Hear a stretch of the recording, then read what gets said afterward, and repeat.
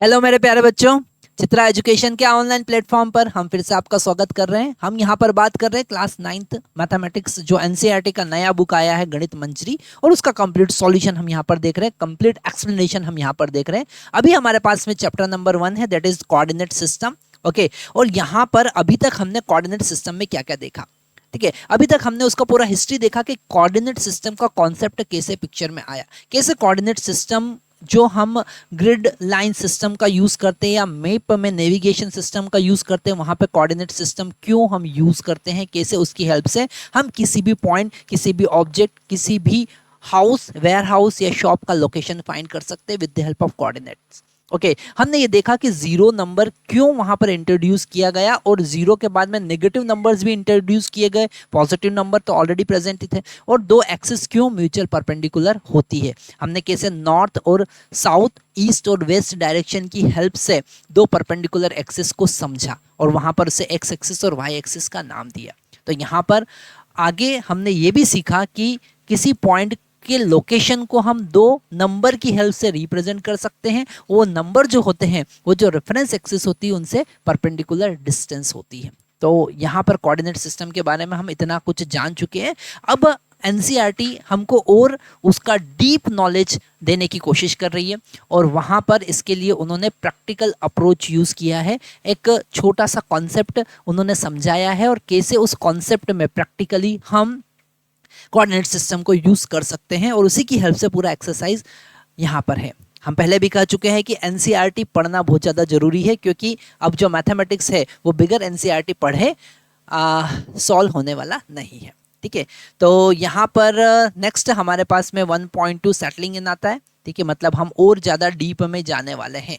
ठीक है, उसमें लिखा है it is the beginning of academic year and the Ryan is both excited and nervous.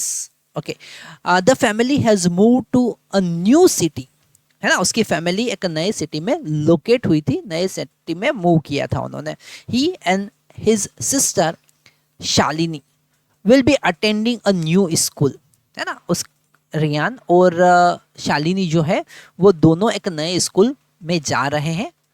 Today Shalini will help him settle into new environment, है ना। तो शालिनी थोड़ी बड़ी थी तो उसको पता है कि नए इन्वायरमेंट में कैसे सेटल होना है, तो उसके ब्रदर को वो हेल्प करने की कोशिश करती है। आगे देखते हैं आगे क्या लिखा हुआ है। When someone is not able to see this can be very big challenge, but with their mother's transferable job the sibling have to done it often and it has become easier with each move. Okay, Shalini has just completed grade 9, जैसा हमने कहा कि वो 9th grade अभी complete कर चुकी है, and this time he decided to use what she has learned in the coordinate geometry in the mathematics to guide Riya. Okay, तो रियान को वो गाइड करना चाहती है, जो उसने क्लास 9th में मैथमेटिक्स में कोऑर्डिनेट सिस्टम को पढ़ा, कोऑर्डिनेट ज्योमेट्री को जो पढ़ा, उसकी हेल्प से वो रियान को भी गाइड करने की कोशिश कर रही है। Shalini wanted Rayan to feel the direction, वो चाहती है कि रियान जो है वो डायरेक्शन को फील करे, डायरेक्शन को समझे। So she used a rectangular grid on which she had fixed pin and thread. तो वो एक रेक्टेंगुलर ग्रिड यूज करती है और उसके ऊपर कुछ पिंस लगाती है और कुछ थ्रेड का यूज करती है। This showed the floor of room. ठीक है, और वो जो ग्रिड होता है जहां पर वो थ्रेड का यूज कर रही है, पिन लगाकर उसके ऊपर थ्रेड की हेल्प से एक ग्रिड बना रही है, वो उसके रूम का मैप बताता है, उसके में रूम का फ्लोर बताता है, नीचे का फ्लोर पूरा वो बता रहा है। The points in the sketch were marked using pins. तो कुछ पॉइंट जो है वो पिन की हेल्प से उसने मार्क किया, यहाँ पर डायग्राम में और हम आगे समझने वाले हैं। And Shalini was using scale of 1 centimetre is equal to 1 feet, है ना। जब कभी आप ग्राफ पेपर की बात करते हो, ग्राफ पेपर में हमें एक स्केलिंग यूज करना होती कि हर एक ब्लॉक का एक जो साइड है वो, क्योंकि स्क्वायर ब्लॉक होता है, तो हर एक ब्लॉक किसको डिफाइन कर रहा है, है ना, कितना लेंथ डिफाइन कर रहा है। तो ग्राफ पेपर पे जैसे हम यहाँ पर एक्स एक्सिस की बात करें और एक जो ब्लॉक है उसका लेंथ जो है वो 1 सेंटीमीटर का है और वो 1 सेंटीमीटर 1 फुट के बराबर उसने लिया है। किसके बराबर लिया है? 1 फुट के बराबर लिया। तो ये वाला पॉइंट जो है ग्राफ को अगर आपको समझना है, ठीक है, तो ये पॉइंट समझना बहुत ज़्यादा जरूरी है, दैट इज कॉल्ड स्केलिंग। ठीक है, उसने 1 सेंटीमीटर को 1 फुट के बराबर लिया है। ठीक है, जनरली हमारा रूम कितना होता है, यहाँ पर आप देखें तो उसका रूम कितना है, उसका लेंथ जो है वो 12 फीट का है और उसका विड्थ जो है वो 10 फीट का है। तो 12 क्रॉस 10 फीट स्क्वायर का उसका रूम है ना। बाथरूम का यहाँ पर साइज दे रखा है, तो बाथिंग एरिया जो है उसका साइज यहाँ पर दे रखा है 6 फीट क्रॉस 9 फीट, है ना। मतलब यहाँ पर जो लेंथ है वो 6 फीट का है और जो उसका विड्थ है वो, सॉरी, ये 9 फीट का है, इधर 9 फीट होना चाहिए और इधर 6 फीट का है। ठीक है, तो ये ऐसे उसने स्केलिंग लिया। मतलब यहाँ पर जो 6 ब्लॉक होंगे ग्राफ पेपर पर, वो 6 ब्लॉक 6 फीट को बताएंगे, है ना। ऐसा वर्टिकल अपवर्ड जाएंगे ग्राफ पेपर पर तो 9 ब्लॉक जो होंगे वो 9 फीट को बताएंगे। और आगे हम बढ़ेंगे तो यहाँ से यहाँ तक, चूंकि उसने बताया 12 फीट, तो आगे और जाएंगे तो यहाँ से यहाँ तक का जो 12 सेंटीमीटर है वो 12 फीट को बताएंगे। ऐसे उसने यहाँ पर 1 सेंटीमीटर को 1 फुट के बराबर कंसिडर किया है। आगे देखते हैं। She used pin to mark out the various key point of the room. ठीक है, बहुत सारे की पॉइंट है कि डोर का पोजीशन है और उसके वार्डबोर्ड का, वार्डरोब का उसका पोजीशन है, उसके बेड का पोजीशन है, उसके बाथरूम में अलग अलग पॉइंट पोजीशन है। तो वो उसने वहाँ पर डिफाइन किए हैं, मैपिंग किया है पिन की हेल्प से। Point representing the corner of object connected with the thick wool so that Rayan could feel their position with the finger.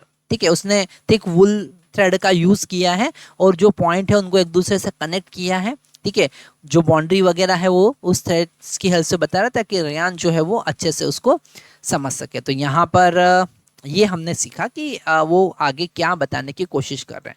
आगे देखते हैं कि ये उसका डायग्राम है जो हम अभी तक देख पा रहे थे। तो उसका रूम है, हमने रूम को समझा यहाँ पर कि जो रूम है उसमें एक डोर है। ठीक है, यहाँ पर डोर का लोकेशन दिया, ये क्रॉस पॉइंट यहाँ पर पिन लगा रखे हैं, है ना। ये डॉट जो है वो पिन है, तो रेक्टेंगुलर, है ना। यहाँ पर एक वार्डरोब है उसका। ठीक है, जो उसका लेंथ जो है वो कितना है, 4 फीट का तो लेंथ है उसका, और उसका विड्थ कितना है, उसका जो अंदर गहराई होगी वो कितने की होगी, वो 2 फीट की होगी।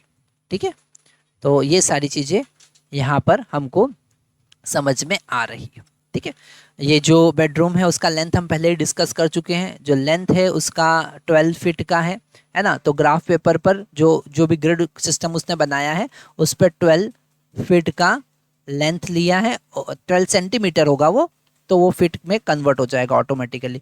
और उसका विड्थ जो है वो यहाँ पर 10 फीट का लिया है। ठीक है, तो आगे देखते हैं। Let us examine figure 1.1। तो ये ग्राफ पेपर, ये जो फिगर है वही हम यहाँ पर देख रहे थे। To understand the layout of room, notice that this is only show the map of a floor. तो ये जो पॉइंट यहाँ पर लिखा हुआ है बड़ा इंपॉर्टेंट है, जो समझना है। इसे हम हाईलाइट कर लेते हैं और आप भी आपकी बुक में हाईलाइट कर सकते हैं कि इसी से आगे के आंसर आप दे पाएंगे। ठीक है, वो कह रहा है कि ये जो लेआउट यहाँ पर दिख रहा है ये केवल फ्लोर का लेआउट है, ये वॉल वगैरह को नहीं बता रहा है। ठीक है, जैसे डोर है तो उसका हाइट नहीं बताएगा, वो वॉल का हाइट नहीं बताएगा, या विंडो कहाँ पे लगा हुआ है, ये वार्डबोर्ड है इसका हाइट कितना है, या जो बेड है उसका हाइट कितना है, वो नहीं बताएगा। मतलब वर्टिकल अपवर्ड डायरेक्शन नहीं बताएगा, वो केवल जो फ्लोर है उसका ऊपर से देखने वाला जो टॉप व्यू है केवल उसी को वो बताएगा। ठीक है, तो ये पॉइंट थोड़ा सा आप इंपॉर्टेंट है जो नोट डाउन कर लीजिए। Do you see why the position of window can not be mark on the map. आप बता सकते हैं कि क्यों विंडो का पोजीशन नहीं बता पाया, क्योंकि विंडो जो है वो वर्टिकल वॉल पर है। विंडो जो है वर्टिकल वॉल है, विंडो वर्टिकल वॉल है तो वो वर्टिकल यहाँ पर प्रेजेंटेशन नहीं है, ये प्रेजेंटेशन है टॉप व्यू का। ठीक है, तो यहाँ पर साइड व्यू हमको नहीं दिख रहा है और विंडो जो है वो साइड वॉल पर है, तो इसलिए हम यहाँ पर वॉल को मैप पर विंडो को मैप पर नहीं प्रेजेंट कर सकते हैं। तो ये हमने यहाँ पर देखा, आगे देखते हैं। ठीक है, तो इतना कुछ यहाँ पर हमने सीखा। अभी आगे हम थोड़ा सा वेट करेंगे, पहले इसके बारे में थोड़ा सा और डिस्कस कर सकते हैं कि हमने यहाँ पर ये सीखा कि उसने कैसे कोऑर्डिनेट सिस्टम का यूज़ करना उसके ब्रदर को सिखाया, रियान को कैसे उसने सिखाया कि कैसे कोऑर्डिनेट सिस्टम की हेल्प से हम ज्योमेट्री बना सकते हैं, हमारे रूम का लेआउट बना सकते हैं। ठीक है, और एक लेआउट बनाकर उसने बताया ताकि वो कोऑर्डिनेट सिस्टम को और अच्छे से समझ सके। आगे देखते हैं कि एनसीईआरटी में हमारे पास 1.3 है ना, में क्या गिवन है। 1.3 जो हमारा सब टॉपिक है उस पे गिवन है the 2D Cartesian coordinate system.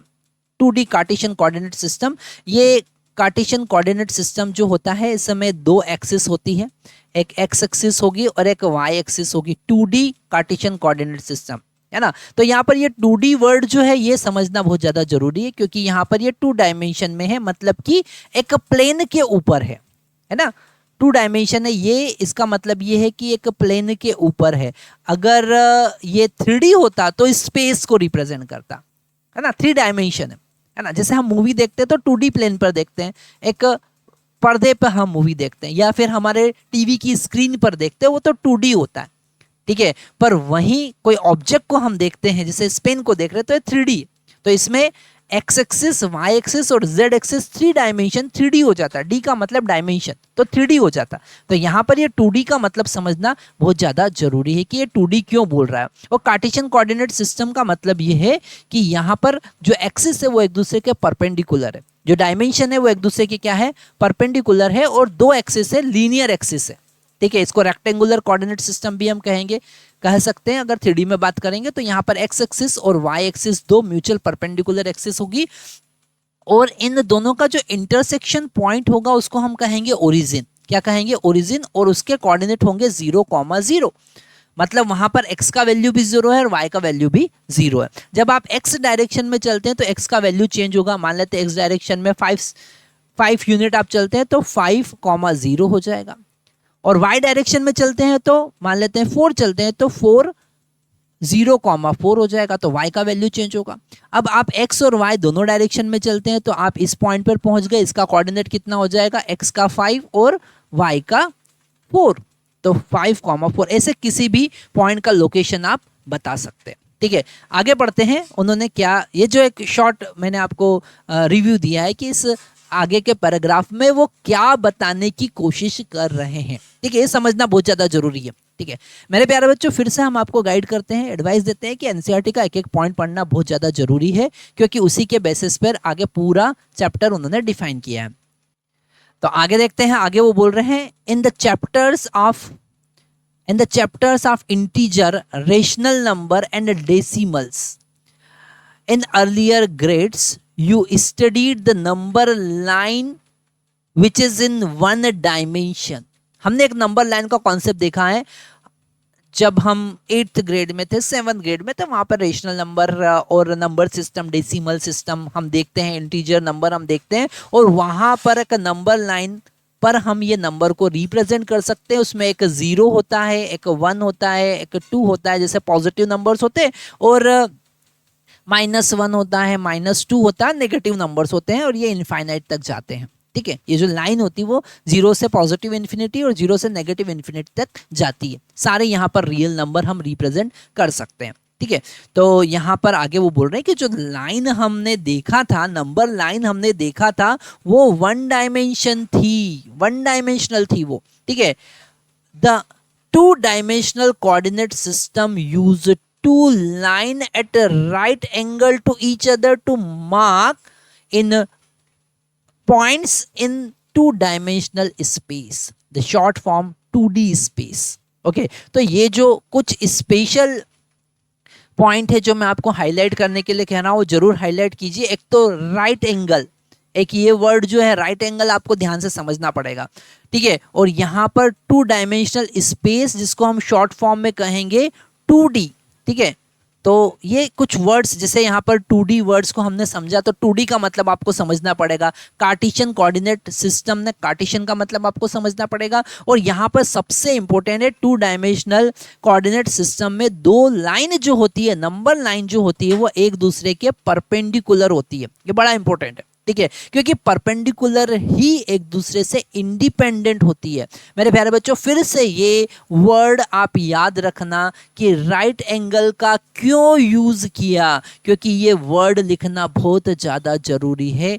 Independent, independent, independent का मतलब ये है कि वो एक दूसरे पर डिपेंड नहीं करेगी। जब आप एक्स डायरेक्शन में मूव करेंगे तो वाई डायरेक्शन में कोई चेंज नहीं होगा, और वाई डायरेक्शन में मूव करेंगे तो एक्स डायरेक्शन में कोई चेंज नहीं होगा। ये समझना बहुत ज़्यादा जरूरी है, क्योंकि आगे वेक्टर वगैरह के कॉन्सेप्ट इसी तरीके से आप समझ पाएंगे। This are two X and Y are independent to each other. Okay, तो ये समझना बहुत ज़्यादा जरूरी है, जो आप अभी समझ चुके हैं। आगे फिर से हम येलो कलर पे ही पहुंच जाते हैं। For convenience we consider one of the line on the horizontal is called X axis. ठीक है, फिर से 2 नए वर्ड हमको मिले, हाईलाइट करना बहुत ज्यादा जरूरी है। आप यहां पर ग्रीन कलर से उनको हाईलाइट कीजिए। एक तो हॉरिजॉन्टल वर्ड मिला और एक मिला एक्स एक्सिस। तो हॉरिजॉन्टल का मतलब हम समझते हैं, दैट इज द हॉरिजॉन्टल। ये जो प्लेन हमारा फ्लोर है, ये क्या है? हॉरिजॉन्टल है। वाटर हॉरिजॉन्टल होता है ना? वाटर का जो सरफेस होता है वो कैसा होता है? हॉरिजॉन्टल होता है ना? हमारा जो अर्थ सरफेस है वो कैसा है? हॉरिजॉन्टल है। तो जो हॉरिजॉन्टल डायरेक्शन है उसको उन्होंने एक्स एक्सिस कहा, ठीक है। और यहां पर the other line is vertical. Other line को उन्होंने वर्टिकल कहा। Vertical is the perpendicular to the surface, और अर्थ सरफेस। ऐसे अर्थ सरफेस के ऊपर जाते हैं तो वो क्या होगा? वो होगा परपेंडिकुलर। Okay, vertical. ओके, आगे बढ़ते हैं।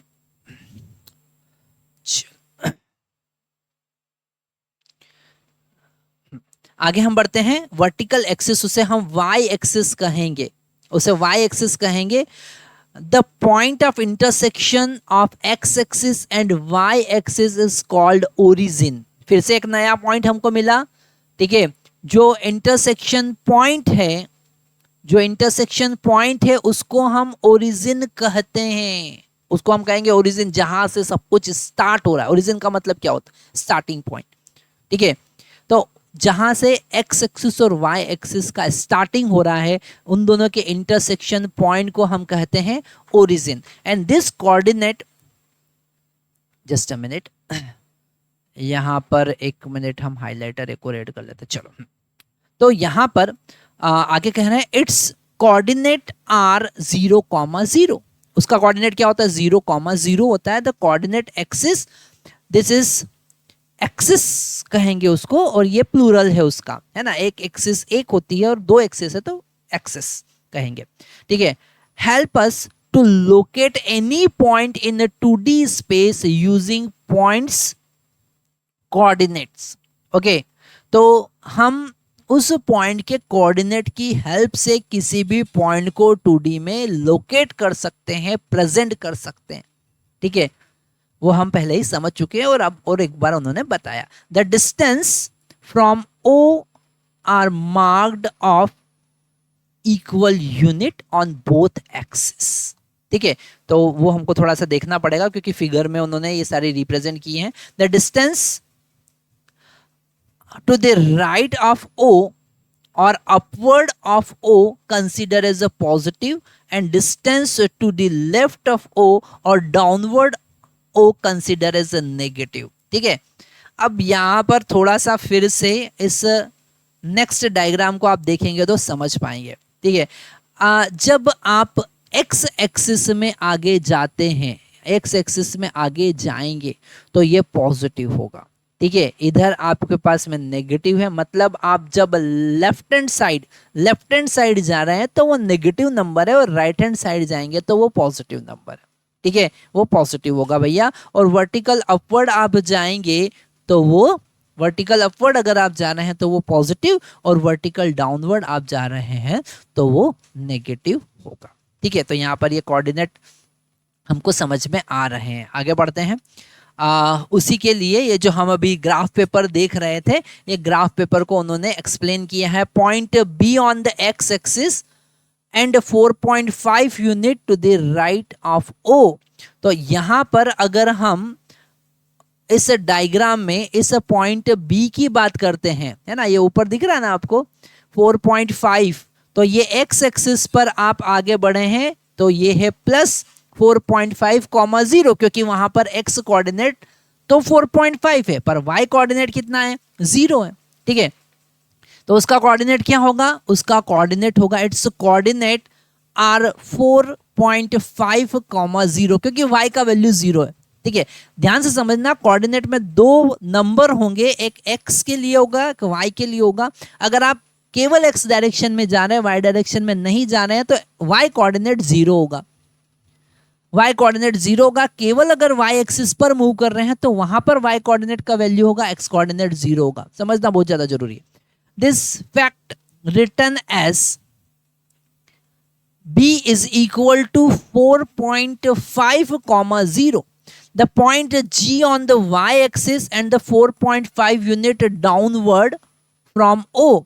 तो G पॉइंट जो है ना, जो G पॉइंट हमको यहाँ पर दिख रहा है, ऊपर आप देखिए, ऊपर देखिए। ठीक है, तो ये जो G पॉइंट आपको दिख रहा है, ये G पॉइंट आपको जो दिख रहा है, इसका कोऑर्डिनेट है, x कोऑर्डिनेट तो 0 है और y कोऑर्डिनेट को उन्होंने कहा है -4.5। क्यों? क्योंकि आप नेगेटिव डाउनवर्ड मूव कर रहे हैं। ठीक है, तो यहां पर इट्स कोऑर्डिनेट्स आर 0, -4.5। ठीक है, आगे बढ़ते हैं। That is g is equal to 0, -4.5। तो माइनस क्यों है वो हम समझ गए। The point h also on the y axis but 4 unit above the o। ठीक है, तो यहां से o से ऊपर आप 4 यूनिट गए तो उसका कोऑर्डिनेट क्या हुआ, उसका कोऑर्डिनेट हुआ 0,4। कितना हुआ, 0,4। 0 क्यों? क्योंकि x कोऑर्डिनेट 0 है, y कोऑर्डिनेट 4 है। ठीक है, the coordinates are 0,4, that is h equal to 0,4। Okay, आगे बढ़ते हैं। द पॉइंट p x, 0, अगर हम p पॉइंट की बात करें तो वो x, 0 है, on lie on the x axis, it's x is positive, then p lie on the right of o। अगर x का वैल्यू पॉजिटिव है, अगर कोई पॉइंट आपने डिफाइन किया है x एक्सिस पर और x, 0 और x का वैल्यू अगर पॉजिटिव है तो आप राइट हैंड साइड मूव करेंगे। If x is negative the p lies on the left hand side, वो लेफ्ट हैंड साइड आप वहां पर मूव करेंगे। ठीक है, अगर आपने 0, y लिखा है तो lies on y axis. If y is positive it is above the o के ऊपर रहेगा, और अगर y नेगेटिव है तो o के नीचे रहेगा, है ना। सिंपल सी चीजें हैं, है ना। मतलब अगर आपने कोई कोऑर्डिनेट डिफाइन किया, ठीक है, कहने का मतलब क्या है, अगर आपने लिखा x, 0 और इस x का वैल्यू या तो पॉजिटिव हो सकता है या नेगेटिव हो सकता है। तो पॉजिटिव होगा अगर तो आपको राइट हैंड साइड जाना, और नेगेटिव होगा तो आपको लेफ्ट हैंड साइड जाना है ना। वो पॉइंट कहां पर लोकेट होगा, पॉजिटिव है तो राइट हैंड साइड, नेगेटिव है तो लेफ्ट हैंड साइड। और अगर कोई y एक्सिस पर कोऑर्डिनेट है 0, y, तो इसकी भी दो वैल्यू हो सकती है, या तो पॉजिटिव या फिर नेगेटिव। तो अगर पॉजिटिव है मतलब ऊपर जाना है और नेगेटिव है मतलब नीचे आना है। ठीक है, तो यहां पर कोऑर्डिनेट सिस्टम को वो बता रहे हैं। While writing the coordinate of a point, it is often convenient to drop equal to sign and write p is equal to x, y, है ना। तो अगर किसी पॉइंट के कोऑर्डिनेट हमको बताना है तो हम डायरेक्ट लिख देंगे p is equal to x, y simply as p x, equal to की जरूरत नहीं है, डायरेक्ट आप x, y भी लिख सकते हैं। And this is the specially true while marking a point on a graph. ठीक है, तो जैसे हम यहाँ पर इक्वल टू का साइन लगा रहे हैं तो इक्वल टू नहीं भी लगाएंगे, p के बाद में डायरेक्ट कोऑर्डिनेट लिखेंगे तो भी चलेगा और वही यहाँ पर बता रहे हैं। तो अब देखिए उन्होंने कोऑर्डिनेट सिस्टम के बारे में हमको पूरा बता दिया। कोऑर्डिनेट सिस्टम के बारे में बता दिया कि भैया एक पॉजिटिव एक्सिस होती है, एक नेगेटिव एक्सिस होती है ना। एक एक्स एक्सिस होती है, एक वाई एक्सिस होता है, दोनों में पॉजिटिव नेगेटिव होगा। वाई एक्सिस में अगर ऊपर जाते हैं तो पॉजिटिव, नीचे आते हैं तो नेगेटिव। अगर एक्स एक्सिस में अगर आप राइट हैंड साइड जाते हैं तो पॉजिटिव, लेफ्ट हैंड साइड जाते हैं तो नेगेटिव। ये सारी बातें उन्होंने बता दी और कोऑर्डिनेट सिस्टम के बारे में हमको बता दिया। किसी पॉइंट को लोकेट करना है तो वो भी उन्होंने समझा दिया है। ठीक है, इसके बाद में हमारे पास में आता है एक्सरसाइज 1.1 और वो हम नेक्स्ट लेक्चर में स्टार्ट करेंगे। Thank you very much.